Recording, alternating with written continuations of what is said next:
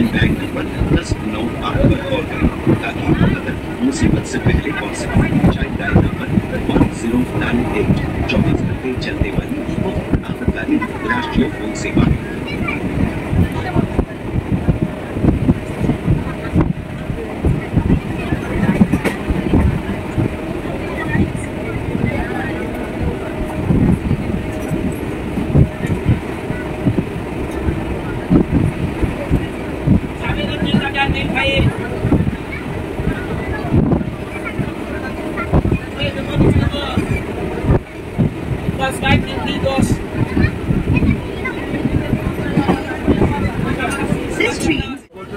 বলেছি ওই দুটো তুমি একটু ওদিকে না চলে যাও, গিয়ে টাকাটা দাও, নাহলে হ্যাঁ নাহলে তোমরা চলে যাও, আমি নিয়ে যাচ্ছি।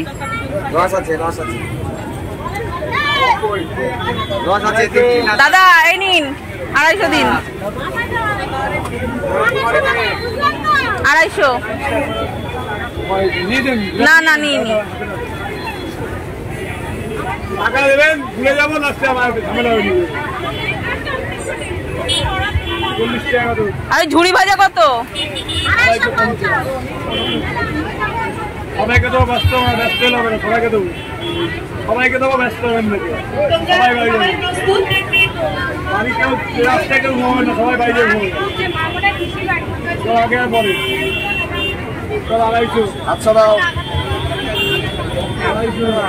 250 ধরো তো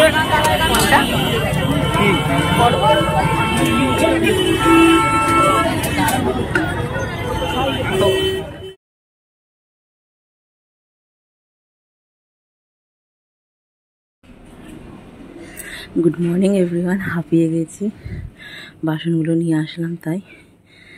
তো কালকের বাসনগুলো উল্টে মানে উঠিয়ে রেখেছি, আর এই বাসনগুলো মেজে আনলাম।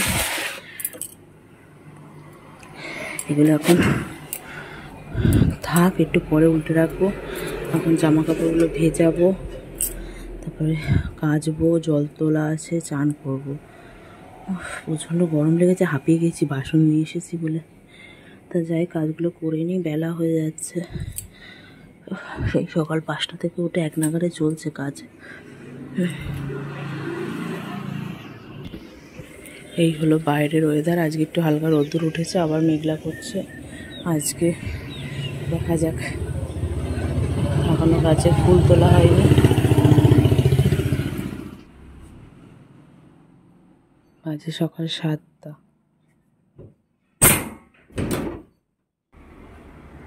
ঘেমে পুরো চান হয়ে গেছি আমি, দেখতেই পাচ্ছ অবস্থা মুখে। দিয়ে রেডি হব, বেরোবো। 7:30 হয়, 7:45, এখন তো 7টা বাজে। তো বাড়ির সমস্ত কাজই মোটামুটি হয়ে গেছে। তা এদিকে বড়মশাইকে আর ডাকিনি, অ্যালার্ম বেজেছে, আমি বন্ধ করে দিয়েছিলাম। আর ডাকিনি, যে রবিবার বলে কথা, একটু ঘুমোক ছেলেকে নিয়ে। তা ও ছেলেকে দেখবে, আমি যাচ্ছি ডাক্তারের কাছে, আসতে একটু লেট হবে। সঙ্গে মা যাবে আমার। প্রচণ্ড গরমও লাগছে, হাওয়া আছে হালকা। আসলে স্নান করে উঠে অনেক কাজ করতে হয়েছে, তার জন্য আরও ঘেমে গেছি। মুখটা মুছে নেব, আর জামা কাপড়গুলো আস্তে আস্তে পরি। কারেন্টটাও চলে গিয়ে না সমস্যা হয়ে গেছে। এবার স্নান করে আসতে গিয়ে একটু জল এনেছি বালতিতে করে, কতটা জল আবার সিঁড়িতে পড়ে গেছে অন্ধকারের মধ্যে। কী অবস্থা না। হলো বাইরের ওয়েদারটা সকালে।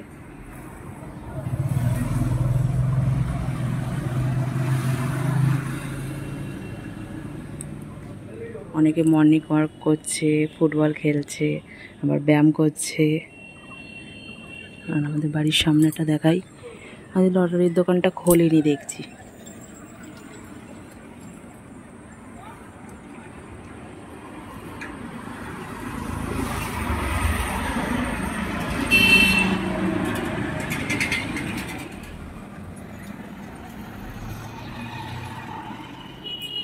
রেডি হয়ে গেছি, ট্রেনে চান কারেন্ট এসে গেছে 1 ঘন্টা 1.5 ঘন্টা আগে, এখন আসার নাম নেই। আমি রেডি হয়ে গেছি, চুলটা পুরো ভেজা। তা দেখি চুল কাটতে পারলে কাটবো, না হলে কী করা যাবে। কিন্তু ভীষণ গরম লাগছে, ঘেমে চান। তা যখন বেরোবো তো জল খেয়ে বেরোবো, আর কিছু খাবো না। সাথে ছেলেদের সাথে কিছু যাতে জল খাবো আর একটু জল নিয়ে বেরোবো। জল টল পাওয়া একটা সমস্যা, ভাবছি একটা 10 টাকার জলের বোতল কিনে নেবো আর জলটা নেবো না, কিনে চান হয়ে যাচ্ছে। গুড মর্নিং সবাইকে। আমি এখন বেরোচ্ছি, যদি কী হয় ডাক্তারের কাছে যাই। খুব খারাপ অবস্থা, আমার মানে না গেলে আর হবেই না ডাক্তারের কাছে, এমনই অবস্থা, না যেতাম না। রথের দিন নাকি চুল কাটলে চুল নাকি তাড়াতাড়ি বড় হয়, মাথার চুল। তো ছোটো থেকেই শুনে আসি। তো জয় জগন্নাথ, শুভ সকাল। আর আজকের রথযাত্রা, সকলকে জানাই অনেক শুভেচ্ছা ভালোবাসা। তো কয়েকটা ছবি তুলেছি, সেটা তোমাদের সকলের সাথে শেয়ার করলাম। তো আসলে কারেন্ট চলে গিয়েছিলো, ভীষণ সমস্যা পড়েছিলাম। এদিকে আমি অটোতে উঠেও গেছি, আর বাড়ি থেকে বেরোতে বেরোতে একটা অটো পেয়ে গেছি বলে উঠে পড়েছি, সমস্যা হয়নি। তো 8:45 বেজে গেছে, আমি আর ট্রেন হলো 8:30 নাগাদ। তো এর মধ্যে আমাকে স্টেশনে যেতে হবে। আমার স্টেশনে বাড়ি থেকে বেরোলেই যে কোনো অটো বা বাস ধরলে চৌমাথা থেকে আবার টোটো বা ভ্যান ধরলে স্টেশন। আর এখানে দেখতে পাচ্ছি গ্যাসের সিলিন্ডারগুলো, এখানে সমস্ত এরিয়ার আমাদের গ্যাসের সিলিন্ডারগুলো এখানে এসে জমা হয়, তারপরে ডিস্ট্রিবিউট হয় ভ্যানে, তারপরে ম্যাজিক ভ্যান না, মানে যে ভটভটি যে ভ্যান বলে ওইগুলোতে ডিস্ট্রিবিউট হয়, আবার বাইকে করেও অনেকে দেয়। তো এখান থেকে আমার এটার জায়গাটার নাম হলো চটকা, মধ্যমগ্রাম চটকা। এটা বাদুবাজারের দিকে পড়ে। তো আমি অটোয় বসে রয়েছি, আর অটোতে সত্যি কথা বলতে আমি একা, মানে ফাঁকা অটো। কিন্তু পাশে আমাদের যেতে চটকার ওখানে একটা মন্দির রয়েছে, ওখানেই ঠাকুর পুজোর জন্য ওখানে ঠাকুর পাওয়া যায়। তো ওখান থেকে আমি মন্দিরে রাধা গোবিন্দকে দেখলাম, প্রণাম করে নিলাম, চলে এসেছি স্টেশনে। আর সঙ্গে সঙ্গেই পেয়ে গেছি একটা টোটোতে উঠে চলে এসেছি স্টেশনে।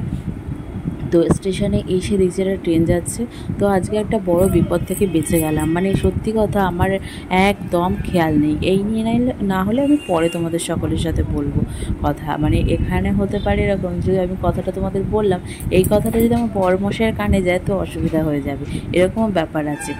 তো ব্যাপারটা এটাই যে সত্যি কথা বলতে ট্রেন, আমার যে ট্রেনটা তোমরা দেখছো, তো ওই ট্রেনটা যে দেখলে, তো আগে যে ট্রেনটা, ওই ট্রেনটা যে আসে আমি সত্যি খেয়াল করতে পারিনি যে ট্রেনটা আসে। এদিকে আমি লাইনটা পার হতে যাচ্ছিলাম, আর একটু হলেই হয়ে যেত। আসলে আমি যাব 3 নম্বর প্ল্যাটফর্মে, 1 নম্বর প্ল্যাটফর্মে ট্রেন ঢুকছিল, ওটা খেয়াল করিনি। এদিকে 3 নম্বর প্ল্যাটফর্মে যে ট্রেনটা ঢুকে ছেড়ে দিয়েছে ওইটার নজর আছে, এইটাই আমার একদমই মাথায় ছিল না যে 1 নম্বর প্ল্যাটফর্মে ট্রেনটা আসছে বা ঢুকছে। তো সত্যি কথা ভীষণ বড় একটা বিপদ থেকে বেঁচে গেছি। এমনকি আমি মধ্যমগ্রাম স্টেশনে 3 নম্বর প্ল্যাটফর্মে উঠছি যখন, আমাকে সবাই মহিলারা বলছে এরকম কেউ করেনি কি। তখনই আমি প্ল্যাটফর্মে উঠতেই যে সাইনবোর্ডটা থাকে না মধ্যমগ্রাম লেখা, তো ওখানে ধরে থতমত খেয়ে গেছে, আর চুপ করে দাঁড়িয়ে রইলাম 1 মিনিটের মতো। তো আমি নিজেই একটা কীরকম ঘুরেছিলাম যেন, সত্যি কথা বলছি। আর এটা কোনো মতে আমার বড়মশাইকে দেখানো যাবে না। আর সত্যি কথা বলতে উনি আমার ভিডিও দেখেও না, যদি খুব জোর জবরদস্তি করি তাহলে গিয়ে একটু ভিডিও দেখে বা কিছু, বা বলি যে ভিডিওটা চালিয়ে রাখো। তো তাছাড়া আমার বড়মশাই আমার ভিডিও দেখতে আসে না, ওনার কোনো ইন্টারেস্ট নেই এই ব্যাপারে, এই টপিক ব্যাপারে ইন্টারেস্ট নেই। এইসব ভিডিও ওনার পছন্দ, ওনার সবসময় পছন্দ গান করবে, গান শুনবে, এর বাইরে উনি যেতে চায় না। আর এডুকেশন, পড়াশোনা নিয়েই থাকতে ভালোবাসে, গান পড়াশোনা, আর এর বাইরে উনি কোথাও যেতে চায় না, কিচ্ছু না। এমনকি আমি যে ব্লগে আমার সত্যি কথা বলতে পছন্দ না, তাও বলে তুমি করো, আমাকে টেনো না, এইসব বলতে থাকে। ওই জন্য দেখবে আমার ভিডিওতে যেটুখানি না হলে না সেইটুখানি মাঝে মধ্যে টেনে নিয়ে আসি, আর কিছু না। তাই আমি মধ্যমগ্রাম থেকে যাচ্ছি হৃদয়পুর স্টেশনে, মা স্টেশনে দাঁড়িয়ে রয়েছে, মায়ের সাথে যাবো ডাক্তারখানায়। আসলে কানের সমস্যা হচ্ছে, প্রচণ্ড পরিমাণে কানে আমার যন্ত্রণা হচ্ছে। বিগত 10-12 বছর ধরে আমার এই কানের সমস্যা নিয়ে আমি ভুগছি। তো ওষুধ খাচ্ছি, ঠিক হচ্ছে, অনেক বড় ডাক্তার কবিরাজ দেখিয়েছি, কিছু হয়নি। ডাক্তার দেখিয়েছি কলকাতার, মানে বড় সব থেকে ডাক্তার দেখিয়েছি, তাও কিছুতে কিছু হয়নি।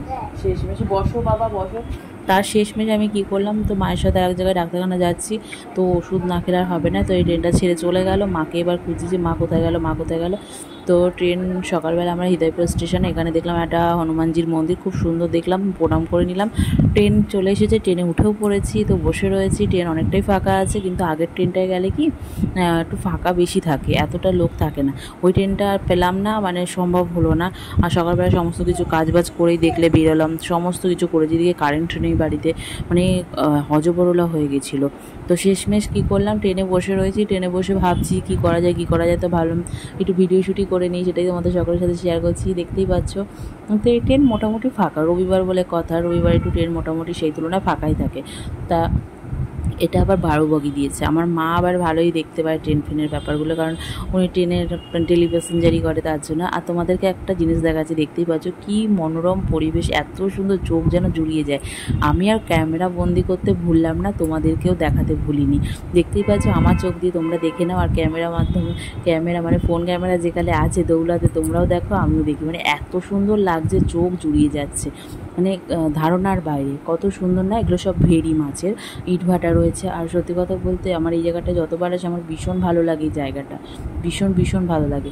তো তোমাদেরকেও দেখাচ্ছি, দেখো কি সুন্দর অসাধারণ।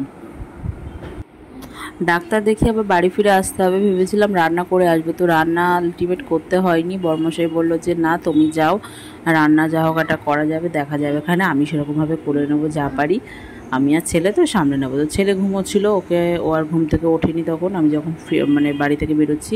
তো বর্মশাই উঠেছিল, উঠে আমাকে টাকা পয়সা দিল, আমি নিয়ে চলে আসলাম, বেরিয়ে আসলাম। তো বলে সাবধানে যে ওটাই, আর কিছু না।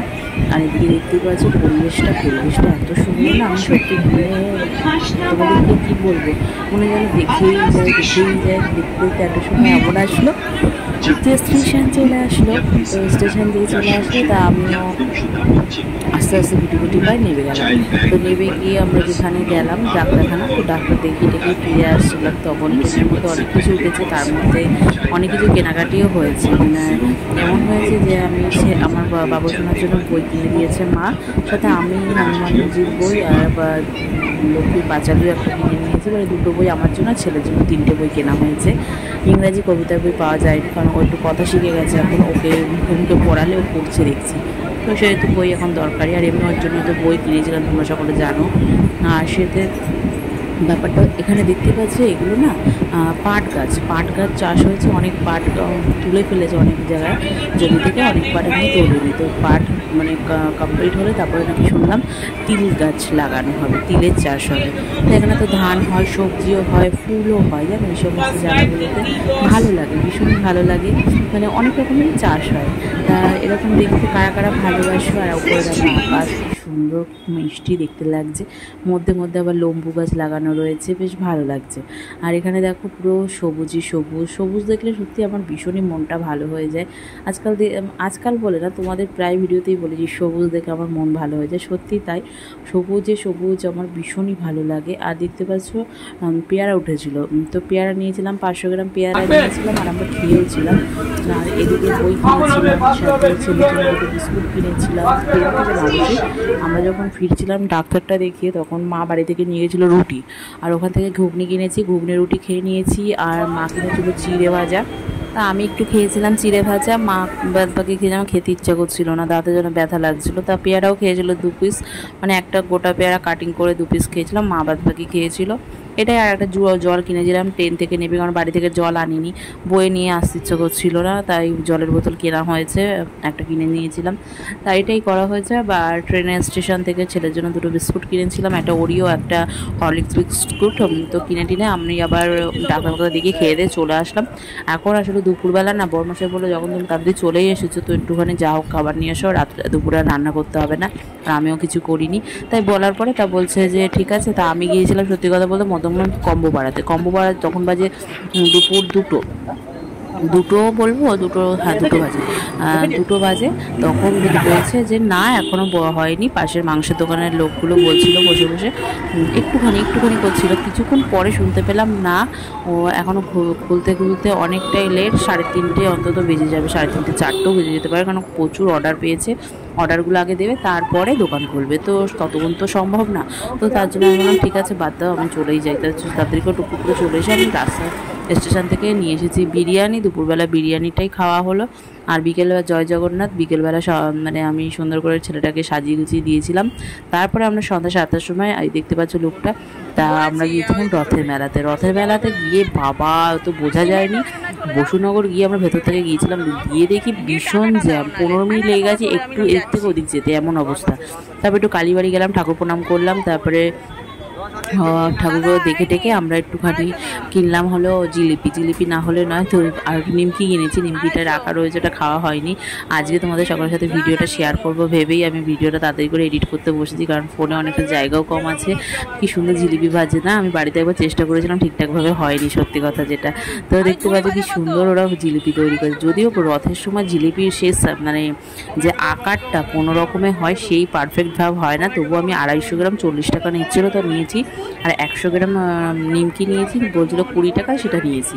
আর নিয়েছিলাম ভেবেছিলাম গাছ কিনবো, তা বর্মশাগুলো থাক বাদ দাও। আর আমি মেন যেটার জন্য এসেছিলাম যে ছেলেটাকে যদি রথ যায় তো এখান থেকে বসুনগর থেকে, আর বড়োভাবে পুজো হয়, তো যদি হয় সেখানে যদি আমি ছেলেটাকে ইয়ে করতে পারি, একটু রথ টানাতে পারি, তো সেটা সাকসেসফুল হয়েছে। বর্মশাই আমি 3 জনে মিলেই ছেলে রথ কিন্তু টেনেছিলাম, ভীষণই ভালো লাগলো ওটা ভেবে। আর এই যে ঠাকুমাটাকে দেখছো না, এটা ভাইরাল যে পোলাও কাকু বা ভাইরাল কাকু যে দোকানটা, মানে কালীবাড়ি, বসুনগর কালীবাড়ি পাশে যে দোকানটা বসে আমাদের ভাইরাল কাকু, এখন পোলাও কাকু নামে যে পরিচিত, তো তার পাশে কিন্তু এই ঠাকুমাটা বসে। সত্যি কথা বলবো তোমাদেরকে অনেস্টভাবে, অনেকে অনেকভাবে রিভিউ দেয় বা মানে ভিউর জন্য, কিন্তু আমি কিন্তু সেটা না, আমি নিজে নিয়ে এসেছি, বাড়িতে খেয়েছি, আর দেখতেও বেশ ভালো লাগছিলো। কিন্তু বাড়িতে এনে যখন খেয়েছি তখন সত্যি কথা আমি তোমাদের মন থেকেই বলছি, ভীষণ ভালো হয়েছিল।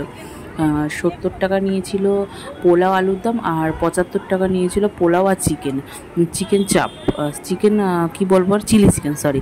তো 2 পিস 3 পিস দিয়েছিল ঠাকুমা, আর ওর মধ্যে আলু দিয়েছিল 4 পিসের মতো। ভীষণ ভালো লেগেছে খেতে, আলুর দমটা একটু বেশি ঝোল, তা অসুবিধা নেই, কিন্তু ভালো হয়েছে। আর চিলি চিকেনটা অসাধারণ, আর ফ্রাইড রাইসটা তো কিছু বলারই নেই। তো আমার ভীষণ ভালো লেগেছিলো।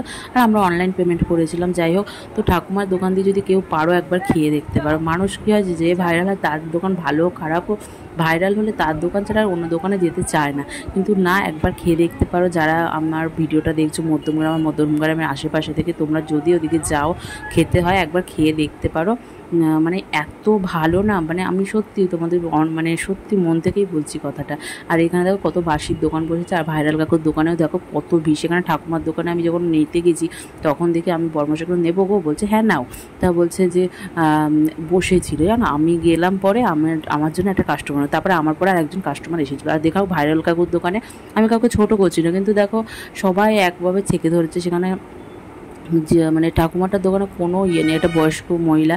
তো আমার এটাই মনে হয় তোমরা যদি পারো একবার হলেও গিয়ে খেয়ে দেখতে পারো, সত্যি বলছি ভীষণ ভালো। তো আমার ভালো লেগেছে তাই বলছি, আর আমি কিন্তু কোনো রকম বাজে রিভিউ দেবো না, কারণ কি আমার যেটা ভালো লাগে সেটাও বলি, খারাপ লাগলে সেটাও বলি। তো সত্যি ভীষণই ভালো লেগেছে। আর তারপরে আমরা কিনেছিলাম 2টো আইসক্রিম কোন কিনেছিলাম, তো সেটা আমরা বসুনগর যে পুকুর পাড় ওখানে গিয়ে খাবো ভেবে যেতে গেছি, তখন বসুনগরে দেখছি একটা রথকে পুজো করা হয়েছে, ওখানে খিচুড়ি আর আলুর দম দেওয়া হয়েছিল, ভীষণ মারাত্মক খেতে হয়েছিল। তো আইসক্রিম তারপরে অল্প খেয়েছি, খিচুড়িটা খেয়ে বাড়ি ফিরেছি।